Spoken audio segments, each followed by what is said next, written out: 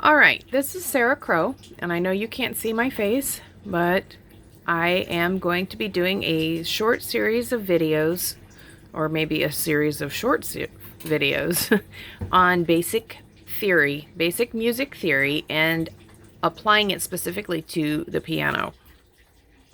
So I'm at my keyboard here because I don't have access to a piano right now, but I don't think it makes one bit of difference in what we're going to talk about today.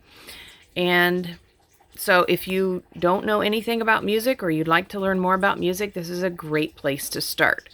So first of all, we're going to look at the keyboard. Now this is a full-size keyboard, so it has just as many keys as a piano does. There are 88 keys on this keyboard. So if you look at it, there's 88. You can see that. And you can see my Instant Pot down in the corner, but don't worry about that. We're not having lunch here. So here you have your keyboard. If you notice, if you're a pattern noticer, you'll notice that starting right here, we have a pattern of 2, 3, 2, 3, 2, 3, 2, 3. And each one of those is the same note, but 8 steps higher, 8 pitches higher. Okay, this is the low end of the keyboard. Left, low. Right end is the high end. So the higher you go on the piano, oh, I should probably turn it on first. You can hear how the pitch changes and gets higher. So this is the low end, or the bass end of the piano. This is the treble end. Within each of these, we're going to talk about the octave. And I'm sorry, my hand keeps flashing in front. The octave stands for 8. We have octopus and octavo and all of that. Octopus has 8 arms, and octave has 8 notes. It's a repeating pattern of 8. So I'm just going to start here on C, and we have C, D, E, F, G. Then we start over again, A, B, and then there's a C again. Okay?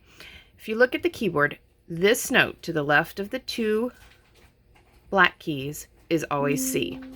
This is middle C because it's in the middle of the piano. This is C above middle C. To the left, once again, to the left of the 2 keys. And then we go up here. This is high C. You can hear this is C below middle C. This is low C. Okay, and we can keep going down here. Okay, so you have all the different notes. Now that goes for each one. So the piano actually starts on an A. A, B, C, D, E, F, G, and then it starts repeating. A, B, C, D, E, F, G, A, B, C, D, E, F, G, etc. all the way to the end, which is the last note is a C. There are white keys and black keys, and that gets to what we're going to be talking about first, and that is half tones, or half steps as they're sometimes called. And so I've put a brief definition up here on my board, and it says a half step. A half step is the distance from one note to the next consecutive note, either up or down. So I'm going to go back to the keyboard, and the half step, okay, we're going to start on C here. A half step is one note to the next consecutive note. It's not this one, as you might think, but it's this one, because if you look at the top, if you look up here, this note comes between this note and this note. So this note from here to here is a half step. From here to here is also a half step.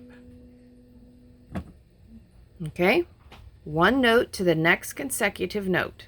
That's the distance. So the distance between this note and this note is a half step, or a half tone, or a half pitch, whatever you want to call it. Those terms are interchangeable. So if that is a half step, then it only goes to reason that 2 halves make a whole. And our definition is up here. A whole step is comprised of 2 half steps. So we go back to the piano.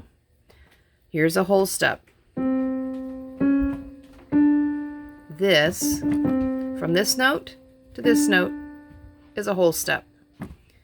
If we go down, from this note, the C, to the B flat, is a whole step as well. So that is the most basic part of music theory, is learning the half step and the whole step. So in the next segment, we will talk about intervals.